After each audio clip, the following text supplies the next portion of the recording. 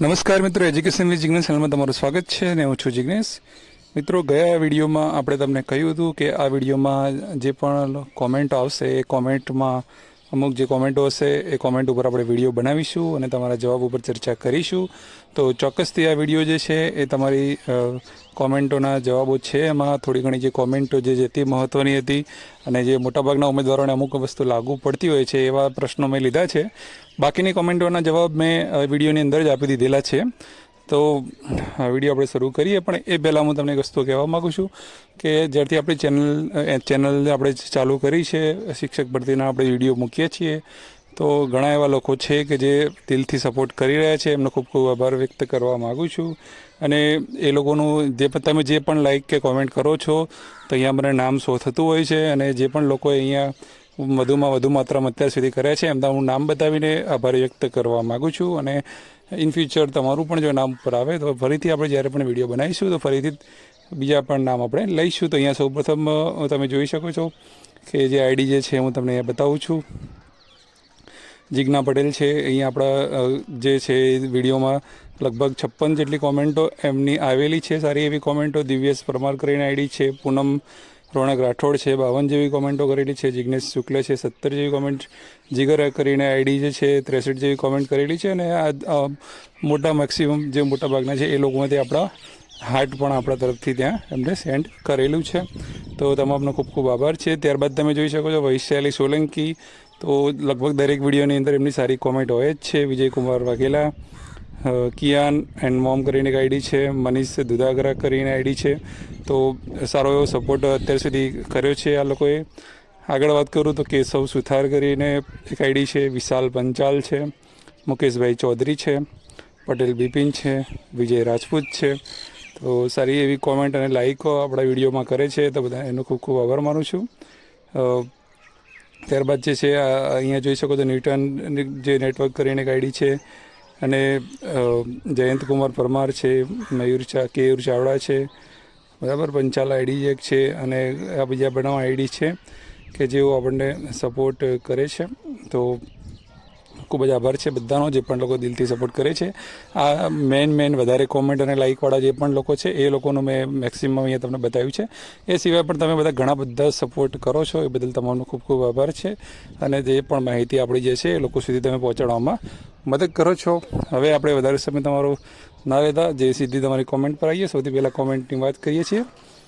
તો અહીંયા પ્રશ્ન છે, રાવલ માનું કરીને આઈડી છે, પ્રશ્ન પૂછેલો છે, કચ્છની ભરતી ક્યારે શરૂ થશે 1 થી 5? અને જિગ્નેશભાઈ તેમાં ઓબીસીનું મેરિટ કેટલું રહેશે તે જણાવશો. તો કચ્છની ભરતી ક્યારે શરૂ થશે? હવે આજના એવા ન્યૂઝ છે, આજના ન્યૂઝપેપરમાં એવું આવ્યું છે કે કચ્છના જે શિક્ષકો જે રહ્યા એ લોકોએ જિલ્લા પ્રાથમિક શિક્ષણ અધિકારીને આંતરિક બદલી કેમ્પની માગણી કરી છે. જો એમની માગણી સ્વીકારી લેવામાં આવે તો પાછો એક નાનકડો આંતરિક કેમ્પ કરવામાં કદાચ આવી શકે છે.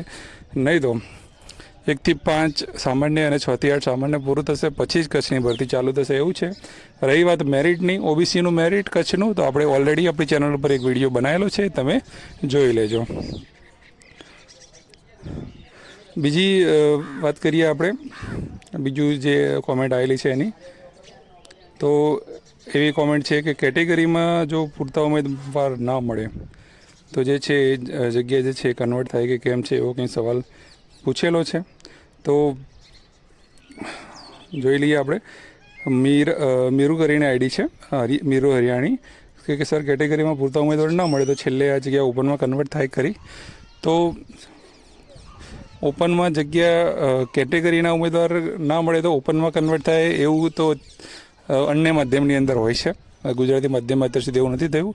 જે પણ કેટેગરીની જગ્યાઓ ખાલી રહે તો સામે કેટેગરીને જ ફાળવવામાં આવે છે. ઓપનની જગ્યા હોય તો ઓપનમાં જ આવે, કેટેગરીની જગ્યા હોય તો કેટેગરીમાં જ આવે. એક કેટેગરીની અંદર કોઈ ટ્રાન્સફર એવી થતી નથી, જેની દરેકે નોંધ લેવી જોઈએ. ત્યારબાદ છે વસાવા જગદીશ કરીને લખે છે, મારે એસટી કેટેગરીમાં 522મો નંબર છે, કોલ લેટરમાં એક્સેસ લખાઈને આવ્યું છે, તો શું સમજવું? તો તમારે 552મો નંબર જો હોય અને એસટી કેટેગરીમાં તમે હોય તો ભલે એક્સેસ લખાઈને આવેલું હોય તો તમારે એવું કંઈ સમજવાની જરૂર નથી કે તમને નહીં મળે. કેમ કે 600+ જગ્યાઓ છે અને 552મો નંબર હોય એસટી કેટેગરીમાં તો તમને ચોક્કસથી મળી જવાનું છે. એવું કદાચ બની શકે કે 4% દિવ્યાંગ માટે, પીએચ માટે ઘણી હોય, પણ તમારો નંબર જે છે એ ખૂબ જ સારો છે, તો તમને આરામથી મળી જશે. કદાચ તમે ઓનલી કેટેગરી માટે દાવેદાર હોય એટલા માટે પણ એક્સેસ લખેલું આવ્યું હોઈ શકે છે.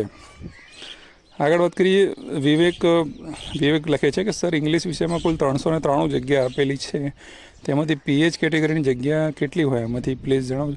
તો પીએચની જગ્યાઓ જે છે તમારી જે ટોટલ જગ્યા છે એના 4% જગ્યા કાઢી અને તમારે ગણી લેવાની છે. દાખલા તરીકે તમે અહીંયા 393 જગ્યાઓ કીધી છે એટલે ગણી લઈએ આપણે 400 જગ્યાઓ, તો 100 એ 4 હોય, બરાબર છે. 100 જગ્યામાંથી તમે મેક્સિમમ 4 જગ્યા પીએચ માટે ગણી શકો છો. તો ચોગું 16 એટલે કે 16 જેવી જગ્યાઓ છે, 15-16 જગ્યાઓ એમાંથી પીએચ માટે હોઈ શકે છે. ત્યારબાદ લખે છે ભાવુ વાણિયા, ભાવુ કરીને આઈડી લખેલું છે, શાળા પસંદગી બાદ સ્કૂલ ઘેરથી જવાનું હોય તો જ્યારે પણ શાળા પસંદગી માટે બોલાવવામાં આવે છે તો શાળા પસંદગી એટલે કે સ્થળ પસંદગી માટે તો બીજા જ દિવસે તમને હાજર કરી શકે છે, અથવા તો બધાને એક સાથે હાજર કરી છે. એક કે બે દિવસનો કદાચ ગેપ હોઈ શકે છે, એનાથી વધારે ગેપ હોતો નથી. જીનલ પ્રજાપતિ લખે છે પિટિશનથી ભરતી બંધ તો નહીં થાય ને, પ્લીઝ કહેશો. તો પિટિશન એક ભાગ છે, એ જે પણ ભરતી પ્રોસેસ થઈ રહી હોય છે એની અંદર પિટિશન તો ચાલતી જ હોય છે, તો એની અંદર ભરતી બંધ નથી થતી. એનો કોઈ ચુકાદો એવો આવે છે તો કદાચ એવું થઈ શકે છે, પણ અત્યાર સુધી જે આ બાબતમાં જે તમે કદાચ કોઈ ઓબીસીના કોર્ટ કેસ બાબતમાં વાત કરતા હોય તો એની અંદર સરકારનો પક્ષ જે છે હાલમાં મજબૂત જણાઈ રહ્યો છે, તો એમાં ભરતી બંધ થાય એવું હાલ કંઈ જાણવા મળતું નથી. અહીંયા તમે વિચાર કરી શકો છો કે ટાટીની અંદર 70-30નો કેસ બોલવામાં સમયથી ચાલે છે, એની મુદતો પડે છે, તો કોર્ટમાં તો કેસો અટવાયેલા પડેલા જ હોય છે, એમાં ભરતી બંધ કે રદ થતી નથી. ત્યારબાદ વાત કરીએ, શિલ્પા માછી લખે છે સર બાકી રહેલા બધા જ ઉમેદવારોને બોલાવી લીધા તો છે, પણ એમાં કોલ લેટર એક્સેસ લખેલું છે, તો શું ચાન્સ કરો કે મારે એસટીમાં 607મો નંબર છે પણ એક્સેસ કોલ લેટર નીકળ્યો છે.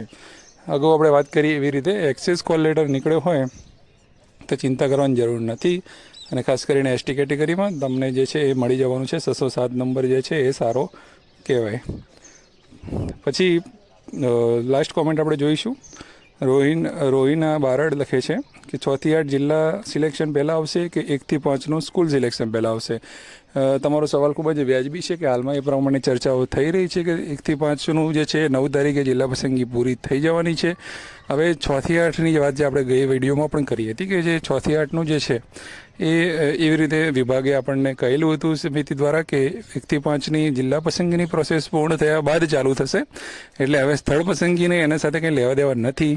એટલે જેવું 9 તારીખે જિલ્લા પસંદગી પૂરી થાય એવું તુરત જ કે 1-2 દિવસમાં એ લોકો જાહેર કરી શકે છે. પણ હા, જો સ્થળ પસંદગી 1 થી 5ની આપી અને પછી 6 થી 8માં કરે તો ચોક્કસથી 6 થી 8 વાળાને ફાયદો થશે કે સ્થળ પસંદગી 1 થી 5માં થયા પછી રિપીટેશન જે છે 6 થી 8માં ખૂબ જ ઓછું થઈ જાય અથવા તો નહિવત પ્રમાણમાં થાય. પણ જો સ્થળ પસંદગી બાકી રાખવામાં આવે તો 1 થી 5માં જિલ્લા પસંદગીમાં ગયેલો ઉમેદવાર 6 થી 8માં પણ જિલ્લા પસંદગી કરવા ચોક્કસથી આવશે, જોશે તો મને કયો જિલ્લો મળે છે, શું છે, ઘણા એવા લોકો હોય છે. તો આ થઈ તમારી કોમેન્ટોના જવાબ, અને હજુ પણ તમારો કોઈ સવાલ હોય તો કોમેન્ટ બોક્સમાં જરૂરથી જણાવજો. આપણે નવા વિડીયોમાં ફરીથી મળીશું, ને આવતીકાલથી જે ત્રીજો રાઉન્ડ ચાલુ થઈ રહ્યો છે એ તમામ મિત્રોને શુભકામનાઓ છે, અને જે પણ આપણી ડેલી અપડેટ હોય છે એ આવતીકાલથી ફરીથી આપણી ચેનલ ઉપર લાવીશું. જય હિન્દ, જય ભારત, થેન્ક યુ.